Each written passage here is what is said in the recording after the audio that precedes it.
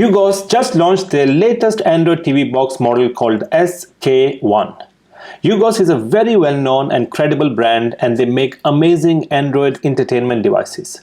They have a massive portfolio of Android TV boxes ranging from basic affordable ones to very high-end premium models like this one.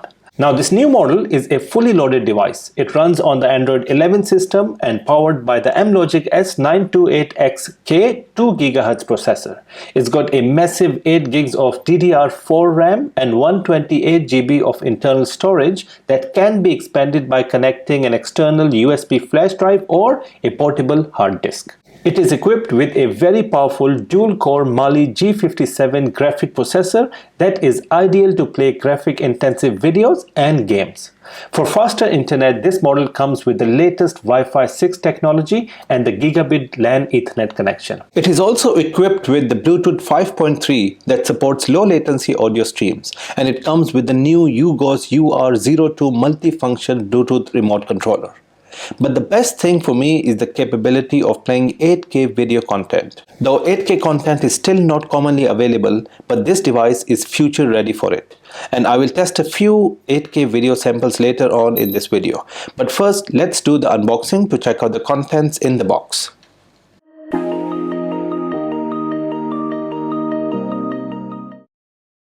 Alright friends, so this is all we get inside this box. So you get the standard user guide or the user manual, you get the power adapter, power cable, you get the HDMI cable to connect the device with a monitor, and then finally you've got the SK1 UGOOS Android multimedia TV box. So let's have a close look at this device. Now it's not very heavy, and again it's not very light as well. It's a good size, and on top you see this black blue kind of glass plastic material that looks quite nice. You've got the name of the brand UGOOS on the bottom right, and then right in front you obviously have the IR indicator. You've got the names, some of the main options listed down: 8K HDMI, Dolby VISION ATMOS, DTS HD. In terms of the connections, now all the connections are at the back of this box, unlike some of the other devices where you find some of the USBs available on either sides, but this one, all the connections are at the back.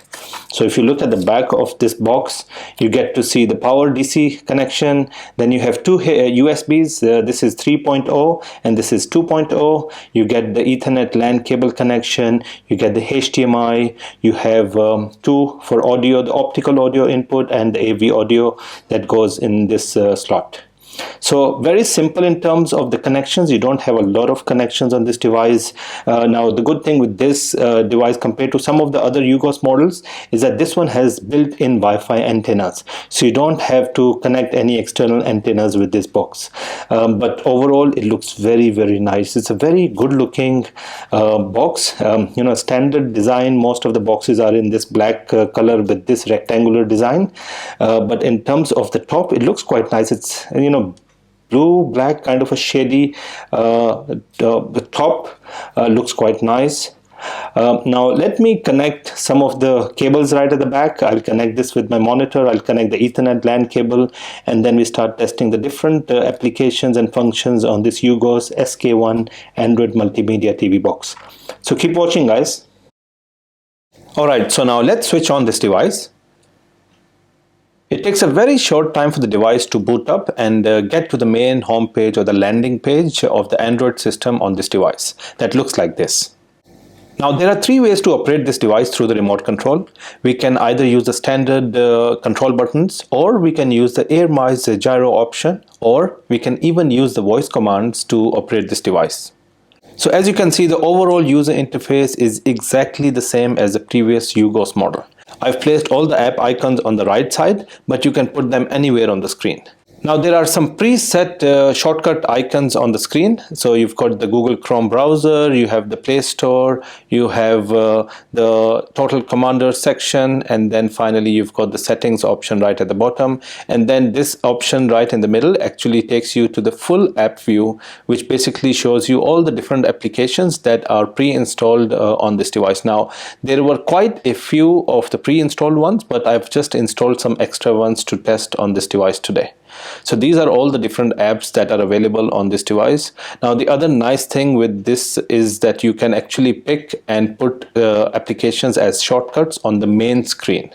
So you can simply go to the full app view, or even you can swipe up like this to get to see all the different applications available on this screen. And then if you long press on any of the applications, you can actually drag it to the main screen. So you don't actually have to go to the full app view all the time. You can have some of your most frequently used applications set as favorites on this main screen. And then we can also long press and remove it from the main screen. There you go.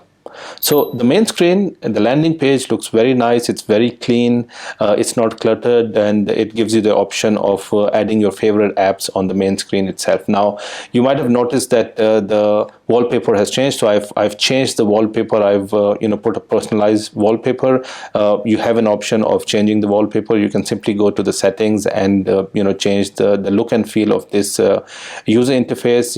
When you go into the settings, you'll find all the standard settings that you find in any of the Android devices. You've got the connectivity, then you've got the Bluetooth connection, where you can actually connect external devices like Bluetooth remote controls, or sound bars, or sound systems, or even joysticks, game pads, if you want to play games on this device. And then if you go into the device preferences, this is where you can find all the standard device preference settings.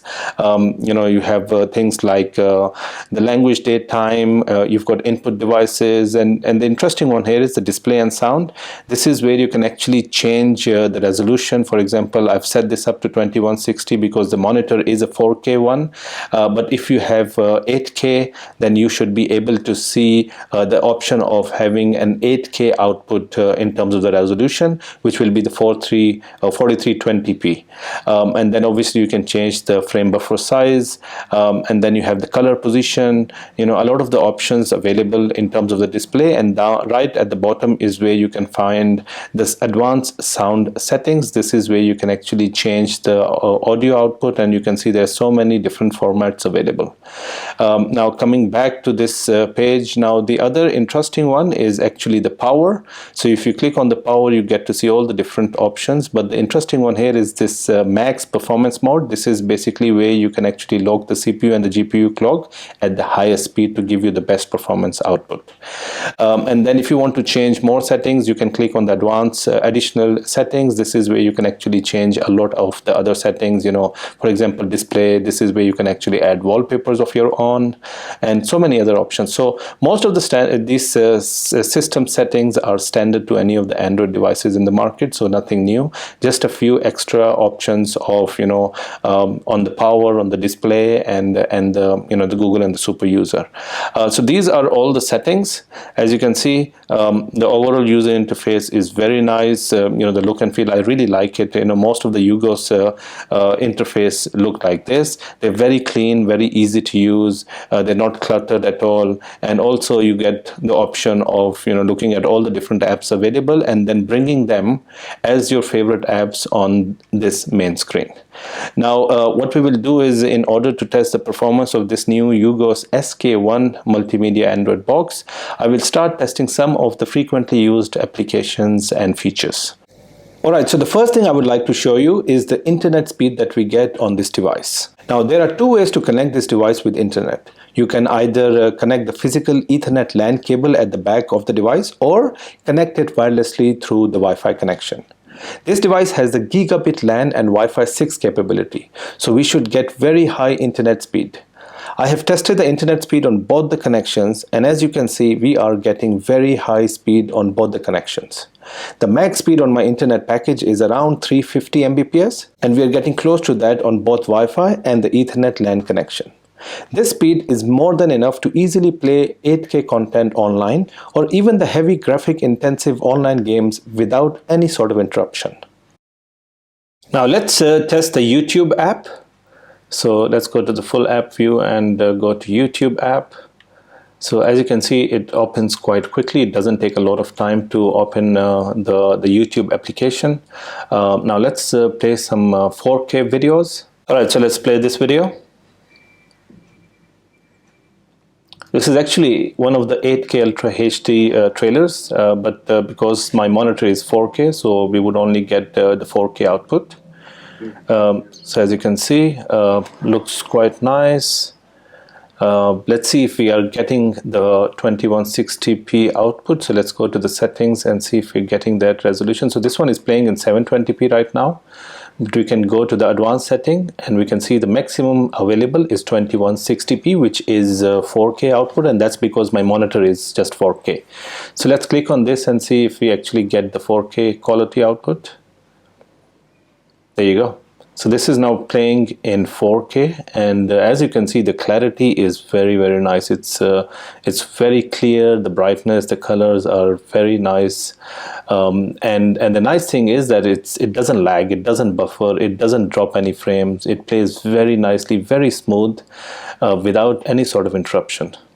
So one way to test the performance of the YouTube app is to see how long does it take to skip scenes.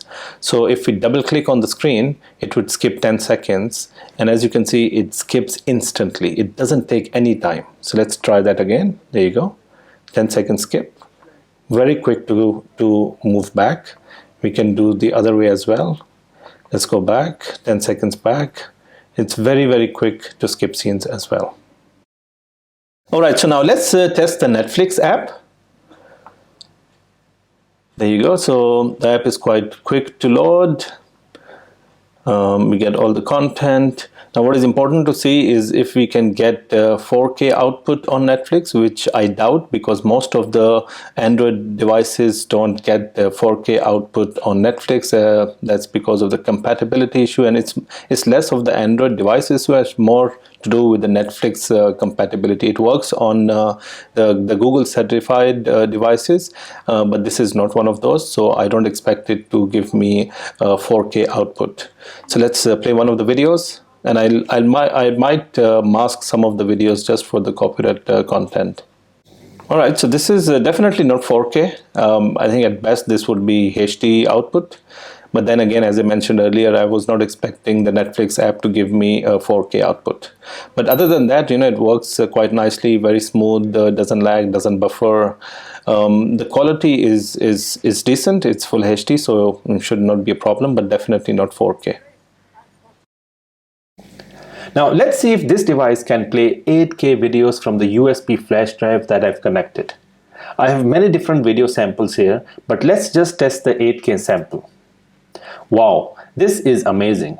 My monitor is not 8K, but the clarity we are getting is just too good. Happy to see that this device is able to play 8K videos perfectly without any issues. This device is equipped with a powerful dual-core G57 graphic processor. So now let's play some games to test its performance.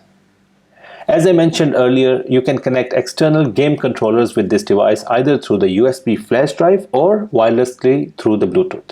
The overall gaming experience is extremely good. I tested some heavy graphic intensive games at high frames per second, and they all performed really well without any issues.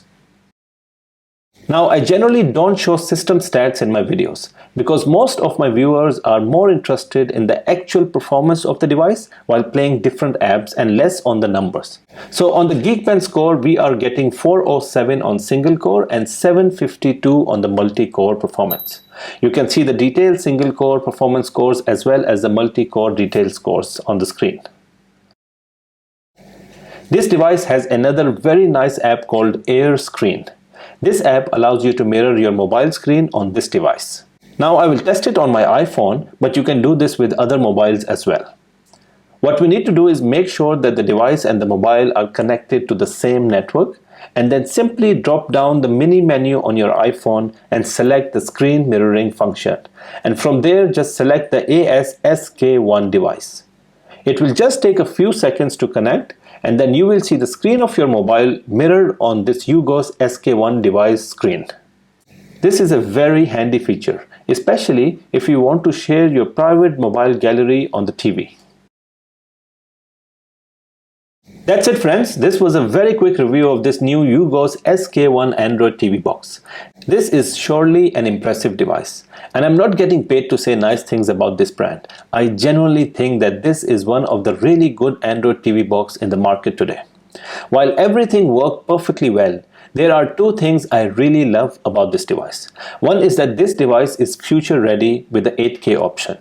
Now you can play 8K videos on this device through the saved files, but in future, when 8K content becomes widely available online, you would not need to buy another box for that. The second is the speed, stability, and the overall performance. You can play multiple live TV channels at the same time without any buffering, play graphic-intensive games, and have multiple apps running at the same time without any sort of issues.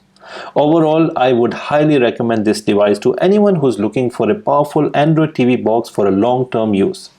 If you like it and if you want to buy this device, simply go to the link in the description of this video. It will take you directly to the official store where you can buy this new UGOOS SK1 Android TV multimedia box. That's it friends, if you like my content, you can go and support this channel with the super thanks icon below. And if you are new to my channel, please do subscribe and click on that bell icon so you won't miss out on any of my upcoming videos. Thanks for watching guys.